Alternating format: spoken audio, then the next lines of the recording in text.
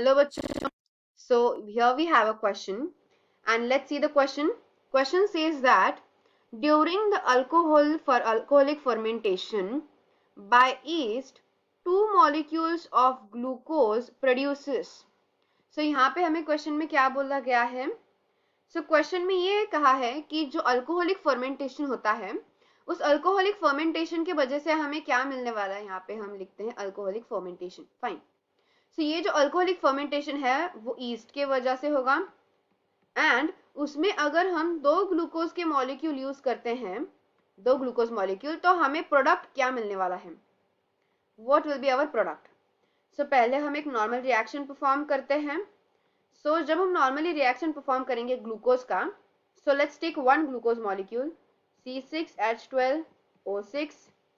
वो reaction perform करेगा adenosine diphosphate and plus 2I phosphates और फिर ये रिएक्शन परफॉर्म करके हमें मिलने वाला है इथाइल अल्कोहल और इथाइल अल्कोहल के दो मॉलिक्यूल्स, कार्बन डाइऑक्साइड के दो मॉलिक्यूल्स और एटीपी के भी दो मॉलिक्यूल्स. ठीक है, तो अभी हम यहाँ पे लेबलिंग्स भी कर देते हैं. यहाँ पे है ये ग्लूकोज और यहाँ पे ग्लूकोज की वजह से हमें मिला है इथाइल अल्कोहल और फिर मिला है कार्बन डाइऑक्साइड CO2. फाइन. सो अगर हम ऑप्शन देखें तो option in the sense of ethyl alcohol और CO2 मॉलिक्यूल्स में ही पूछे गए हैं. सो हमने जब एक मॉलिक्यूल यूज किया है ग्लूकोज का, when we use one molecule, हमें मिला है दो इथाइल अल्कोहल और फिर दो कार्बन डाइऑक्साइड. करेक्ट. तो क्वेश्चन में बोला गया है दो मॉलिक्यूल्स ऑफ ग्लूकोज. अगर हम यहाँ पे दो मॉलिक्यूल्स यूज करते हैं तो ऑब्वियसली ये जो हमारे प्रोडक्ट्स है वो भी डबल हो जाएंगे. यानी कि इथाइल अल्कोहल हमें चार मॉलिक्यूल्स मिलेंगे और कार्बन डाइऑक्साइड के भी चार मॉलिक्यूल्स मिलेंगे.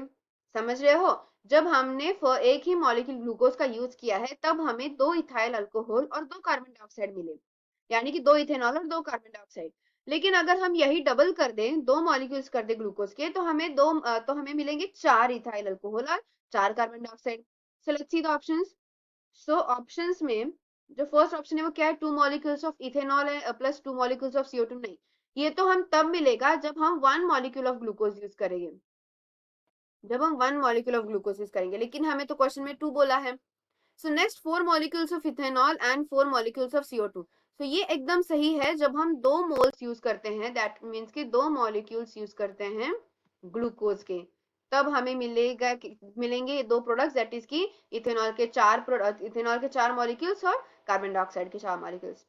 फिर छह मॉलिक्यूल्स इथेनॉल के और कार्बन डाइऑक्साइड के बोले वो तो नहीं मिलने वाले, वो तब मिलेंगे जब हम थ्री मॉलिक्यूल्स यूज करेंगे. और यहाँ पे बोला थ्री मॉलिक्यूल्स ऑफ इथेनॉल और थ्री मॉलिक्यूल्स ऑफ CO2. नहीं, ऐसा प्रोडक्ट हमें नहीं मिलने वाला.